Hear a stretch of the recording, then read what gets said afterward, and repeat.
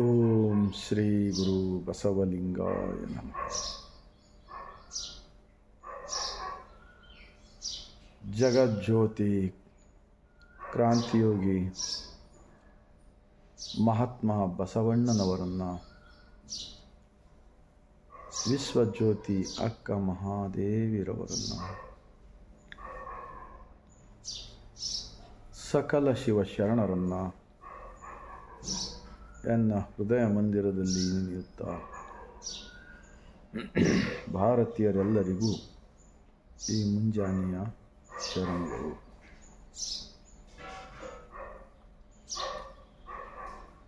ಒಂದು ಅಕ್ಕ ಮಹಾದೇವಿರವರ ವಚನ. ಅರಿಯದವರೊಡನೆ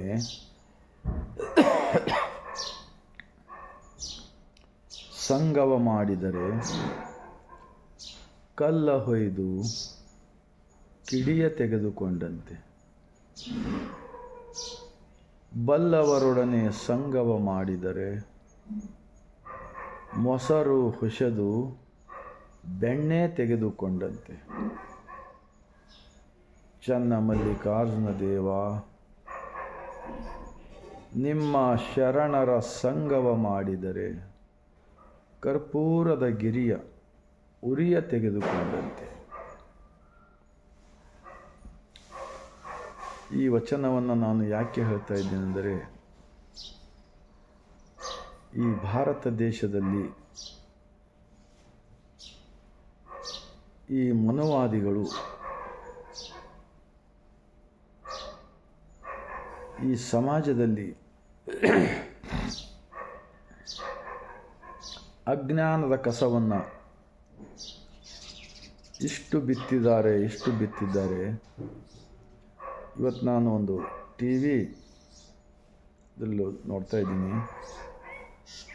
ಒಬ್ಬ ಜ್ಯೋತಿಷ್ಯಗಾರ ಒಂದೆಲ್ಲ ಏನೇನೋ ಸಮಸ್ಯೆಗಳಿಗೆ ಪರಿಹಾರ ಮಾಡ್ತೀನಿ ಅಂತ ಹೇಳ್ತಾ ಇದ್ದಾನೆ. ಈ ಜ್ಯೋತಿಷ್ಯ ಶಾಸ್ತ್ರ, ಪುರಾಣ, ಪಂಚಾಂಗ, ವೇದ ಇವೆಲ್ಲವೂ ಕೂಡ ಬಸವಾದಿ ಶಿವಶರಣರು ಕಸದ ತೊಟ್ಟಿಗೆಯಲ್ಲಿ ಬಿಸಾಡಿದ್ದಾರೆ.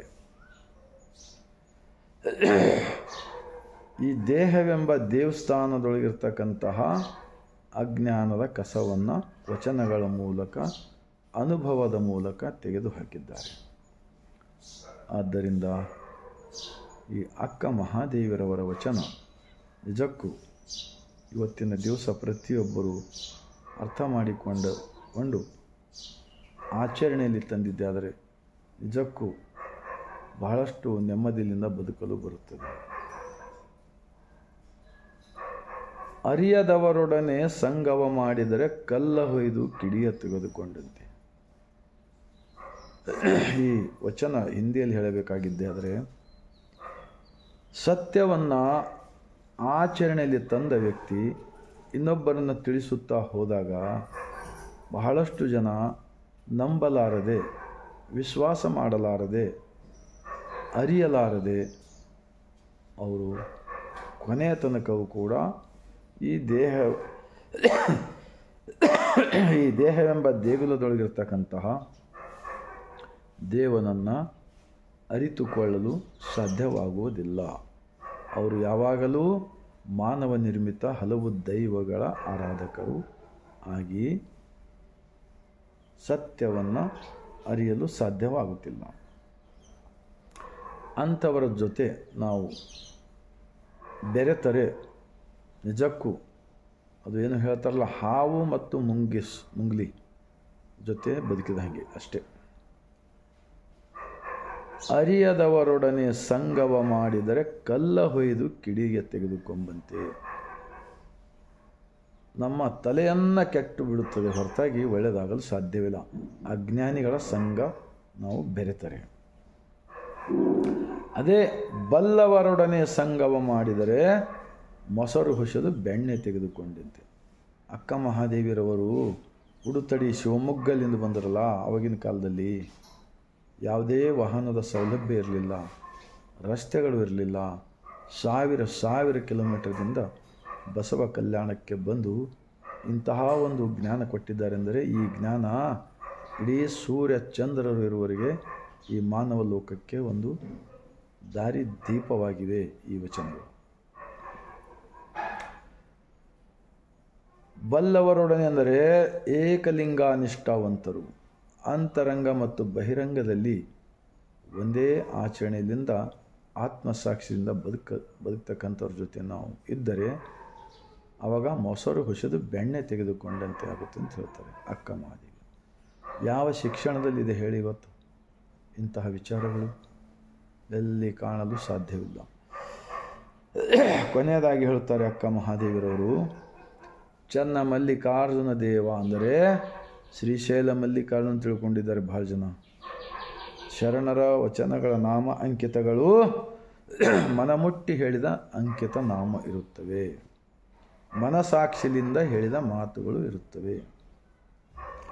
ವಚನಗಳು: ಚನ್ನ ಮಲ್ಲಿಕಾರ್ಜುನ ದೇವ, ನಿಮ್ಮ ಶರಣರ ಸಂಗಮ ಮಾಡಿದರೆ ಕರ್ಪೂರಗಿರಿಯ ಉರಿಯ ತೆಗೆದುಕೊಂಡಂತೆ. ಅಂದರೆ ಶರಣ ಸತಿ ಲಿಂಗಪತಿ, ನಾವೆಲ್ಲರೂ ಸತಿಯರು, ನಮ್ಮೆಲ್ಲರ ಒಳಗೆ ಒಬ್ಬ ಪತಿ ಇದ್ದಾನೆ. ಈ ಗಟ್ಟಿತನ ಯಾರ ಹತ್ತಿರ ಇರುವುದಿಲ್ಲವೋ ಅಂತಹ ಜನರ ಜೊತೆ ನಾವು ಬದುಕಿದರೆ ನಮ್ಮ ಅವನತಿಗೆ ಕಾರಣವಾಗುತ್ತದೆ.